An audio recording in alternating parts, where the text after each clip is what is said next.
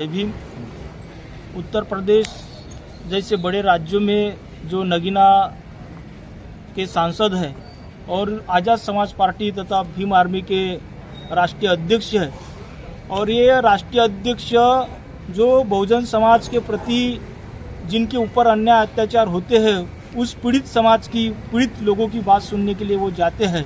उसी प्रकार वो मथुरा में वही पीड़ित जिस पीड़ित परिवार के ऊपर अन्याय अत्याचार हुआ उसको मिलने जा रहे थे, तब उनके काफिले पे जो मनुवादी व्यवस्था के मनुवादी लोग हैं उन्होंने उनके ऊपर हमला किया। उस हमले का निषेध दोहराने के लिए हम यहाँ नागपुर जिला तथा प्रदेश की कमेटी यहाँ उपस्थित है। उसी प्रकार उत्तर प्रदेश जैसे बड़े राज्यों में 2023-2021 में जो अपराधियों की संख्या है, जो गुने हैं वो 6000 से बढ़कर 12000 गुने अपात्र गुने वहाँ पे है। उस गुनेगारी की संख्या उस उत्तर प्रदेश में बढ़ गई है।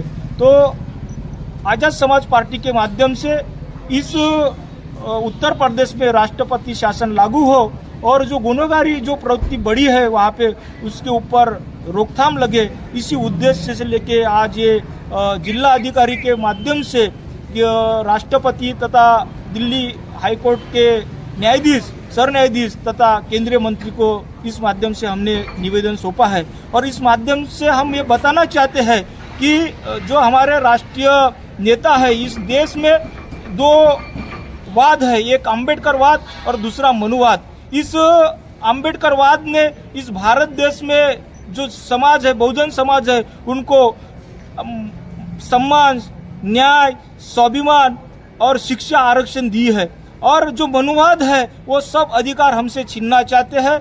ऐसे अम्बेडकरवादी जो नेता है, जो इस देश में संविधान लागू करने की बात करते हैं, सबको न्याय देने की बात करते हैं, ऐसे नेता उनको पसंद नहीं है। इसलिए उनके ऊपर वो जो हमला हुआ है वो हमले का हम निषेध करते हैं और हमारे जो नेता है चंद्रशेखर आजाद भाई एडवोकेट सांसद, उनको जेल पर सुरक्षा प्रदान करे, ऐसे हम राष्ट्रपति तथा केंद्रीय मंत्री से निवेदन करते हैं। जय भीम। रोल जय भीम। मी डॉक्टर जे.बी. रामटेके, आझाद समाज पार्टीचा प्रदेश महासचिव म्हणून आहे।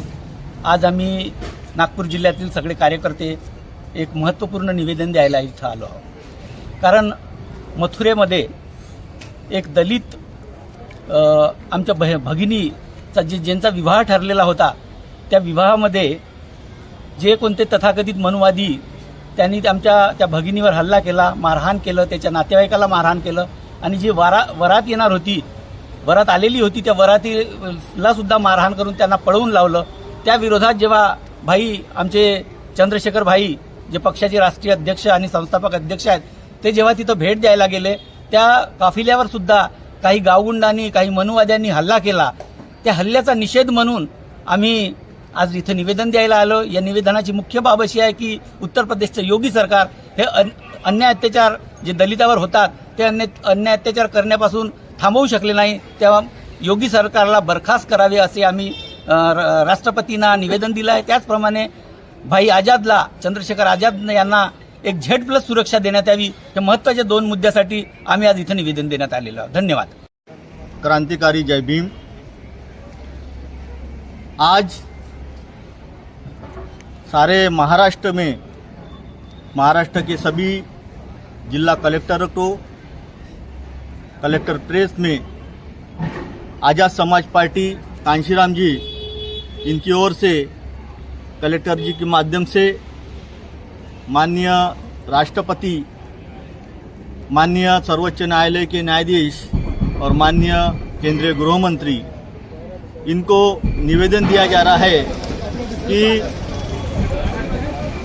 हाल ही में मथुरा में पीड़ित परिवार को भेंट देने के लिए, उनका दुख तकलीफें सुनने के लिए, उनको न्याय देने के लिए आज़ाद समाज पार्टी के राष्ट्रीय अध्यक्ष, भीम आर्मी चीफ, माननीय सांसद नगीना भाई चंद्रशेखर आजाद ये जा रहे थे। उसी वक्त कुछ तथाकथित मनुवादी मानसिकता के लोगों ने उनके काफिले पे पथराव किया, हमला किया और वहाँ पर वातावरण खराब करने का प्रयास किया। इसी के निषेधार्थ हम महाराष्ट्र में सभी जिलों में कलेक्टर के माध्यम से राष्ट्रपति और सरन्यायाधीश और माननीय केंद्रीय गृह मंत्री इनको निवेदन दे रहे हैं और निवेदन के माध्यम से बताना चाहते हैं कि दलित पीड़ित शोषित समाज की बुलंद आवाज़ देश के उभरते हुए नेतृत्व भाई चंद्रशेखर आज़ाद जो बहुजन समाज की बात करते हैं, इस देश में संविधान पूरी तरह से लागू करने की बात करते हैं, यहाँ पे दलित पीड़ित शोषित समाज को न्याय देने के लिए संघर्ष करते हैं, उनके ऊपर में इन मनुवादी मानसिकता के लोगों द्वारा बार बार ये जघन्य ऐसे हमले हो रहे हैं। इसके पहले भी माननीय भाई चंद्रशेखर आज़ाद इनके ऊपर में गोली चलाई गई। इसके पहले भी रेल में उनके साथ में हमला किया गया और अभी मथुरा में भी उनके ऊपर हमला किया गया। क्या मैं देश के लोगों से पूछना चाहता हूँ कि क्या बहुजनों की आवाज़ बुलंद करना ये गुनाह है? समता प्रस्थापित करने की बात करना क्या ये गुनाह है? दलित पीड़ित आदिवासी बहुजन समाज के लिए अल्पसंख्यकों के लिए संघर्ष करना क्या गुनाह है? अगर ये गुनाह है तो ये गुनाह हमें मंजूर है। भाई चंद्रशेखर आज़ाद इनकी सुरक्षा की जवाबदारी ये केंद्र शासन की सरकार की नहीं है क्या?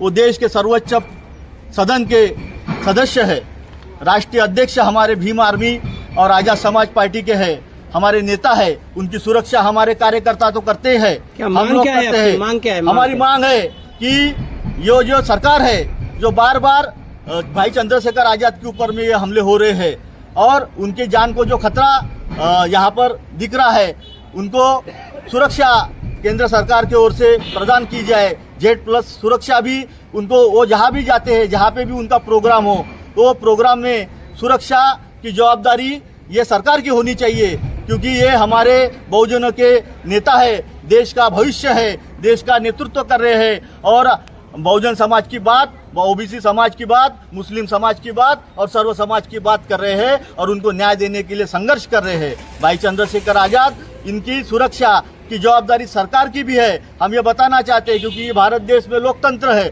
और लोकतंत्र में हर नेता की सुरक्षा की जवाबदारी ये सरकार की है और रहनी चाहिए और सरकार ने ये निभाना चाहिए। आपको बताना चाहता हूँ कि मथुरा में जो अभी भाई गए तो वहाँ पर किसी भी प्रकार से वहाँ के स्थानीय प्रशासन द्वारा, पुलिस द्वारा किसी भी प्रकार की सुरक्षा मुहैया करा गई नहीं थी और इसी के फलस्वरूप इन मनुवादियों ने भाई के काफिले पे पथराव किया। वहाँ पे वो पथराव करने के बाद में वातावरण खराब हुआ। अगर हम चाहते तो पूरा देश उसी दिन बंद करते थे, लेकिन हम बाबा साहब के संविधान को मानने वाले लोग हैं और संविधान के मुताबिक हम ये आज मांग कर रहे हैं कि भाई चंद्रशेखर आज़ाद इनको Z+ सुरक्षा दी जाए और उसी के साथ उत्तर प्रदेश में खास तौर से जो 6000 मुकदमे 2016 के पहले थे, लेकिन 2016 से लेके 2024 तक डबल हो गए, 12000 मुकदमे हो गए SC समाज के ऊपर में। जो अन्य अत्याचार के जो मुकदमे हैं